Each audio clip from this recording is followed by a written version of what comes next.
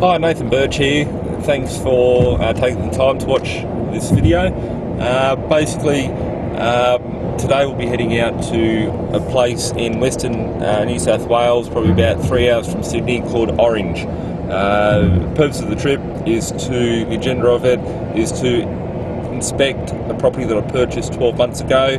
This place, some of you may remember, was totally gutted. Had no windows, everything was blown out of it basically. The local kids got in there and ravaged it. I've got in there, renovated and rented it out. It's currently rented for $200 a week, and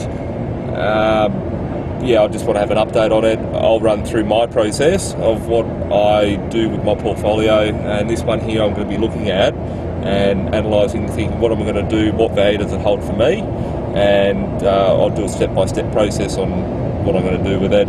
Also, I'll be inspecting a few new properties, a couple that I will be purchasing for myself, and a couple that investors that I know that will be buying, just doing a bit of checking it out for them. And obviously over the period of the next 24 hours, I'll be taking some video for this. Just driving through Bathurst at the moment, which is about 2 hours north of Sydney, west of Sydney, sorry.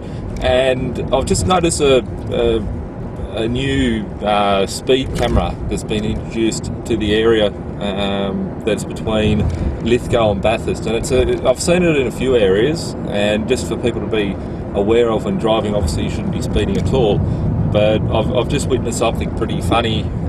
You see these speed cameras, and they're double-ended speed cameras, and they're about 100 kilometres apart, and what people seem to be doing is they slow down around the speed camera and speed off past it. But if you read the fine print of the sign before it, it actually says that it's a vehicle tracking system, and it calculates how fast you've been driving over the duration of the distance. So if you're driving 120 kilometres throughout the duration, it'll calculate from one camera to the next, and you get booked for it. So interesting thing, just for everyone to be... Okay, just arrived at the property at Orange. Not really going to get out of the car because the tenants within the area and the neighbours in the area, racial reasons, me being a white fella, I can't come in here, and they don't like me, so I've just kept the car running. So with what we've got here, I'll just turn the camera around to check out the property in question. This one here was the one that was purchased going back 12 months ago for $55,000. Recently, a burnt out property around the corner has just sold for $60,000, 68.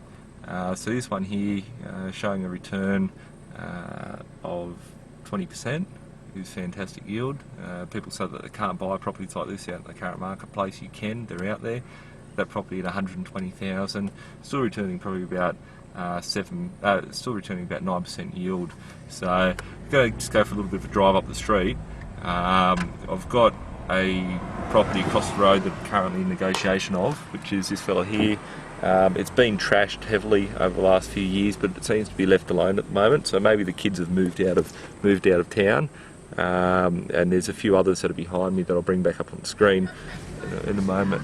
That I'm being yelled at by the neighbours, so I shall probably go. But there's a lot of activity that's happening in the area that's cleaning up, which is good. My thoughts on this one here is that I'll probably keep it sometime in the future, and then at a later date, once here is cleaned up. Comparable homes in the cleaner area around here are selling for around that $200,000 at present. So it's got plenty of scope, and it's something that has the yield there behind it. So while I was driving around Orange, I thought I'd venture out into some of the more rural parts of town and look at a couple of properties for myself, blocks of land and like acreage, and been looking at a few properties today, a couple of blocks of land that I could put like a mobile demandable home on, just for a weekender more than anything. I think a big important key that we all forget when investing is to why are we investing? Are we investing just to buy houses for other people, or are we investing to get us to our end goal. And for me, I've got things that I want to achieve in my life, and one of them is to have a hobby farm. And that's what I thought I'd go and have a look at today. And I've got a couple of offers out on things. What I find is being more interesting, I'm just working out the numbers now, whether I should be buying a block of land which is vacant, which is a lot cheaper than having something with an old rundown house on it. However, when you put a house on these properties, you have to worry about septic tanks, power, water, and all those sorts of amenities. So that's what I'm just working out now. I've got a piece of land that's been secured for $32,000. It's just under an acre. My figures show me that there's houses in the street, little kid homes, that are selling for $250,000 to $300,000 every day of the week. There's not that many being sold every day of the week because it's only about 50 houses in town, but they're selling quite easily for the price range just under $300,000. So my figures, so if I pick up this block land for $32,000, I spend somewhere in the vicinity of $80,000 to $100,000 on it.